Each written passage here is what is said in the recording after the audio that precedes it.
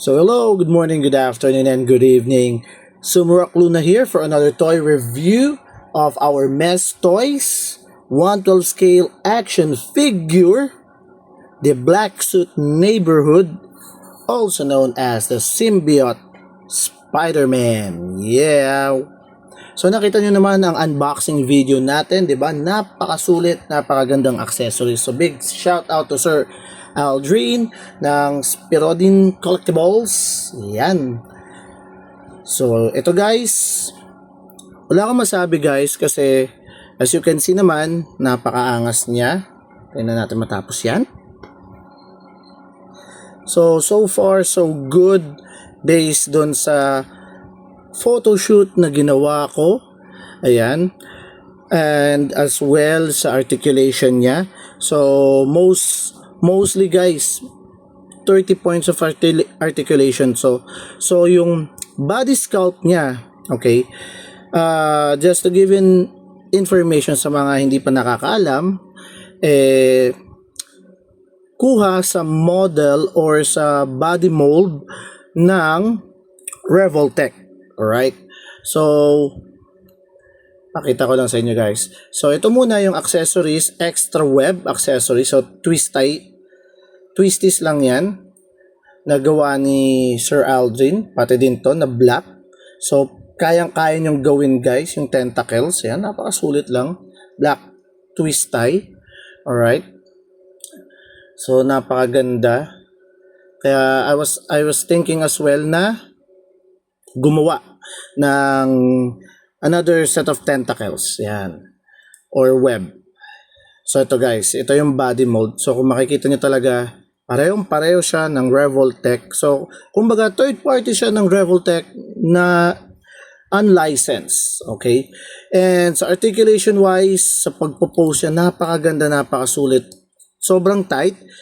Hindi siya bootleg kung makikita nyo sa iba kasi ang bootleg napakagaan. Ito guys, masasabi ko, panalo sa price niya kasi hindi siya ganun kagaan, hindi siya ganun kabigat. Sulit ang articulation niya. Yan, may swivel sa may tights, may swivel din dito sa may bicep niya, medyo tight lang. Ayan. Sobrang tight lahat guys. Hindi mo akalaing third party ang gumawa nito.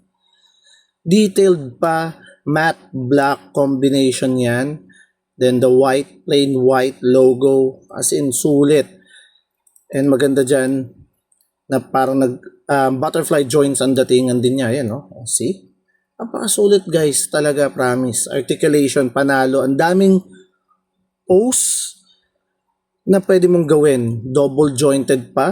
Lalong-lalo na ang knee. Sulit. And may swivel din. Ang kanyang lower leg.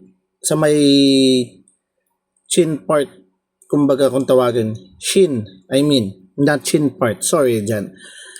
And yung ball peg niya. Oops. Sa ankle. Napakaganda guys.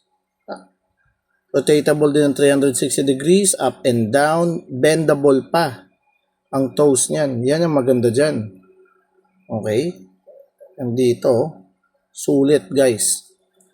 Kaya kung nagpaplano kayo na kahit third party, sulit. Kung ang City Toys, di ba si sister company nila ang City Toys ng Mess Toys. Okay? Kung ang Mess Toys is more on sa Revoltech body mold, ang City Toys naman is more on Marvel Legends side na body mold. Okay? Yun lang yung masasabi ko guys. Napakaangas, napakasulit. It's a must have. Kahit siguro kung wala kang budget ng Revoltech, ito, panalo, pwede kang mag-collect ng ganito. But again, third party lang siya ha. Pero sulit ang quality. Wala akong masabi. Alright? So, yun lang naman guys. Kaya ko din siya trinay na curious ako. Ang dami ng review guys ng ganito. Kung napapanood nyo. Kaya na-try out ko lang din. And ang maganda din dyan guys is the actual base. Hindi siya regular plastic base lang kagaya ng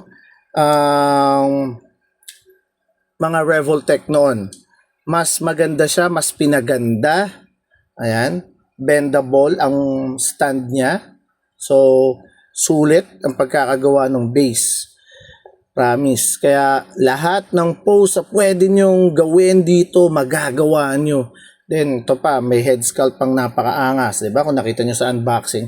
And ang daming alternate hands. Ang sad point lang dito is that yung sa leg part, para sa akin hindi mo siya masyadong mamumove backward. Okay? Dahil dun sa mold ng butt cheek niya, tumatama to.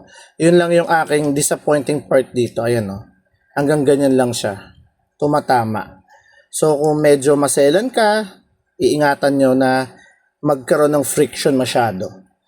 But again, this is still, for me, a overall rating ko for a third party is still a 9.5 para dito sa Mestoys for the black suit.